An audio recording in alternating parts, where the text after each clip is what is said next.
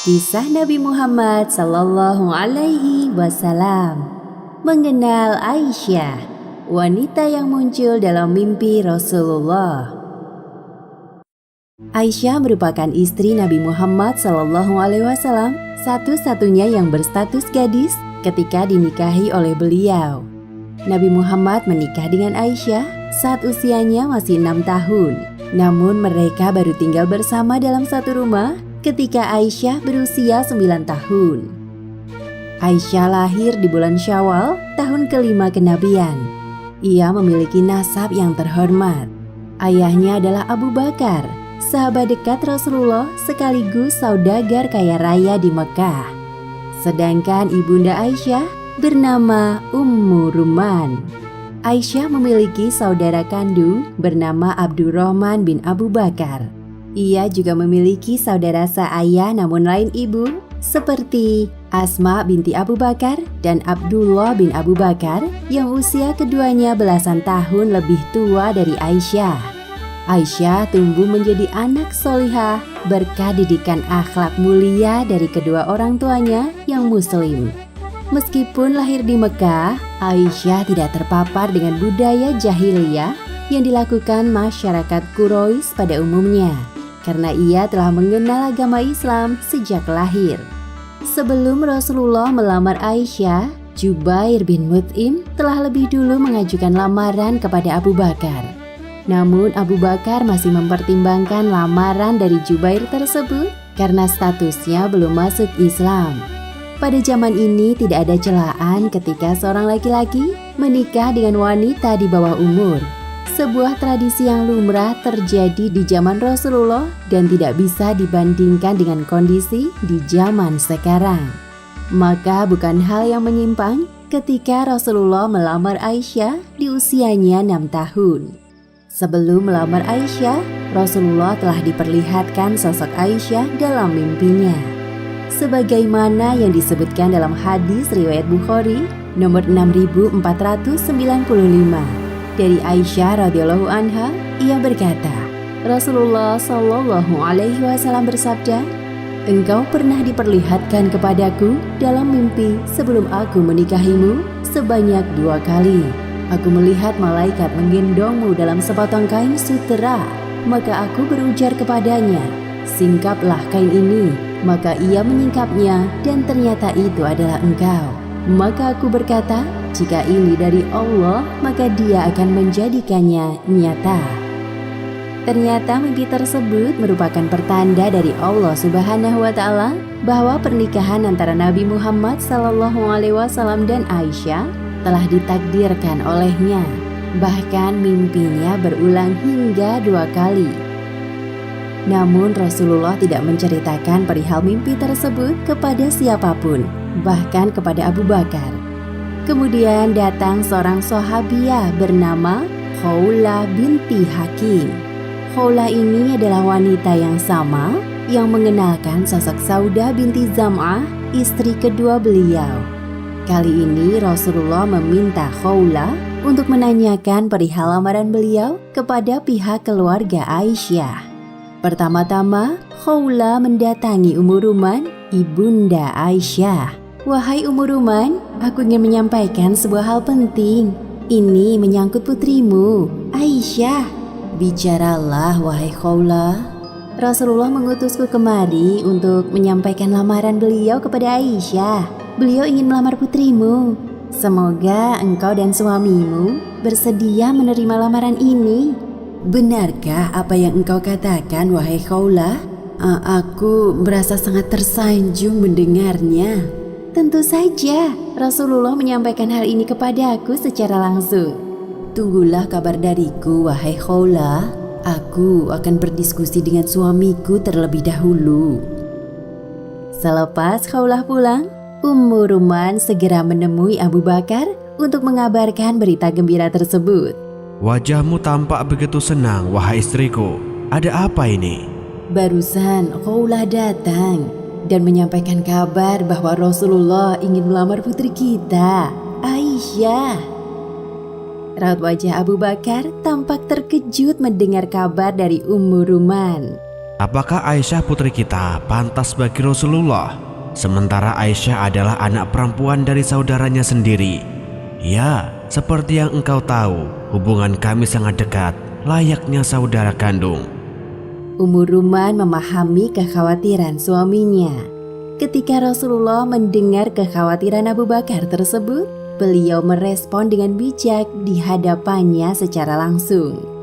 Wahai Abu Bakar, engkau adalah saudara seimanku, maka halal bagiku untuk menikahi putrimu.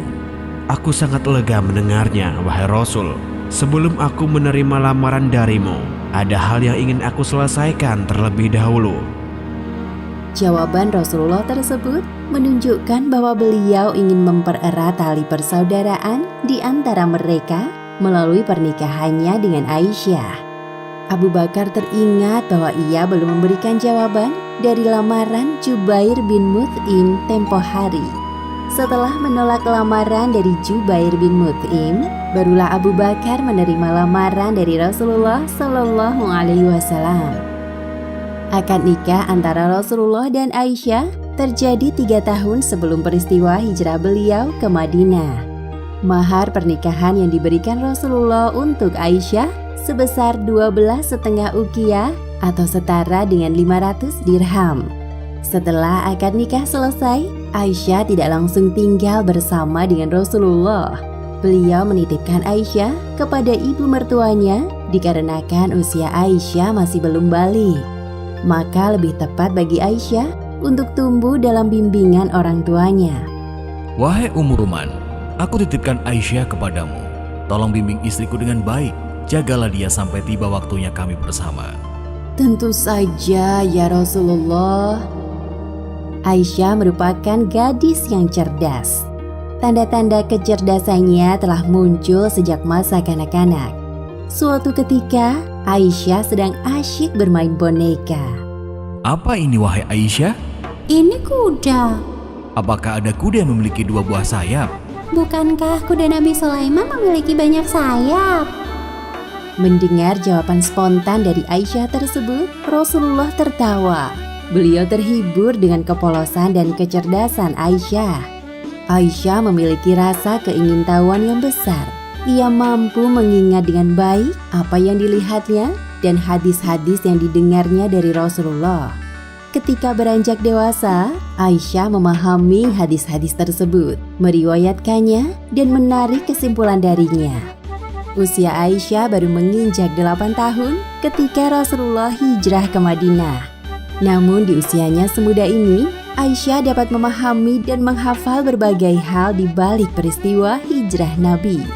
Bahkan tidak ada seorang pun sahabat yang mampu mengalahkan kepiawaian Aisyah dalam menceritakan peristiwa hijrah Rasulullah secara runtut dan lengkap.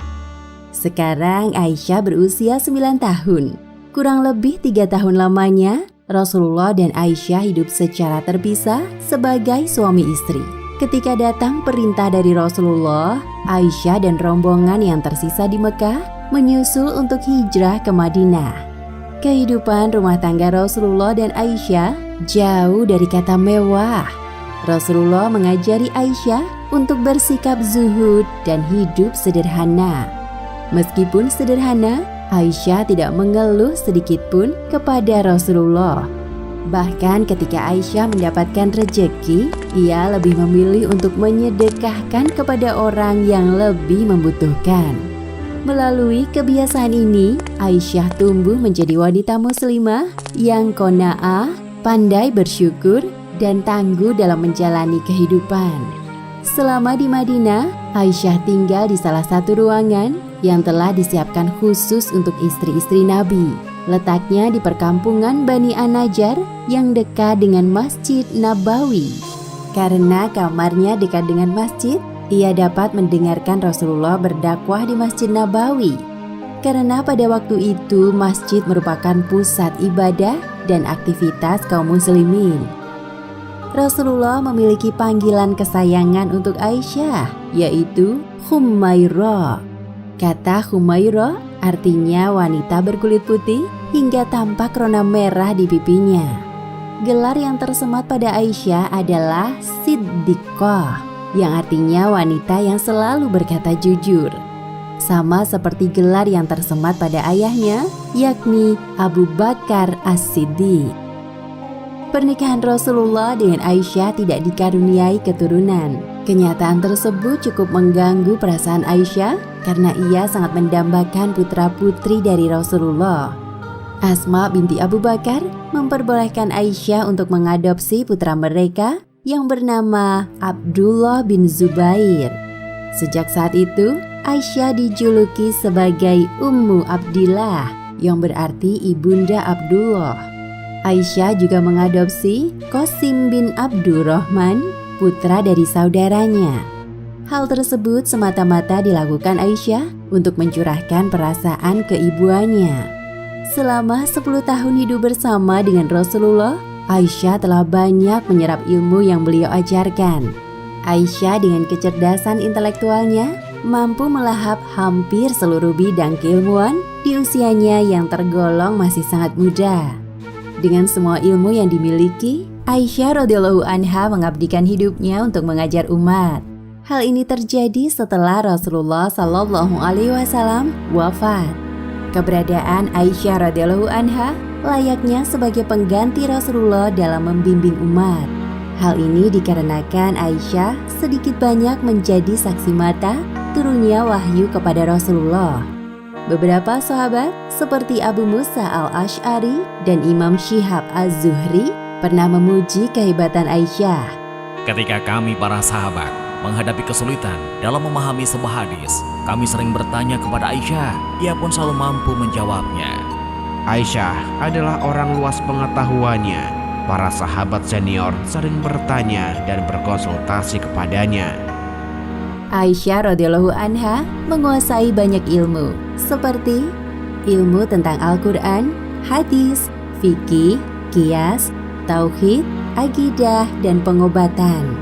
Dalam sejarah Islam, Aisyah tercatat sebagai perawi wanita dari kalangan sahabat yang paling banyak meriwayatkan hadis, yaitu sebanyak 2.210 hadis. Demikianlah sekelumit kisah tentang mengenal Aisyah, wanita yang muncul dalam mimpi Rasulullah Shallallahu Alaihi Wasallam. Beberapa hikmah yang dapat kita ambil dari kisah ini, diantaranya, pertama, hendaknya para muslimah meneladani sosok Aisyah radhiyallahu anha yang rajin belajar, murah hati, pandai bersyukur agar diterapkan dalam kehidupan sehari-hari. Dan kedua, Rasulullah diperbolehkan untuk memiliki lebih dari satu istri agar istri-istri beliau bisa belajar agama langsung darinya lalu menyebarkannya kepada para sahabat wanita. Wallahu a'lam bishawab.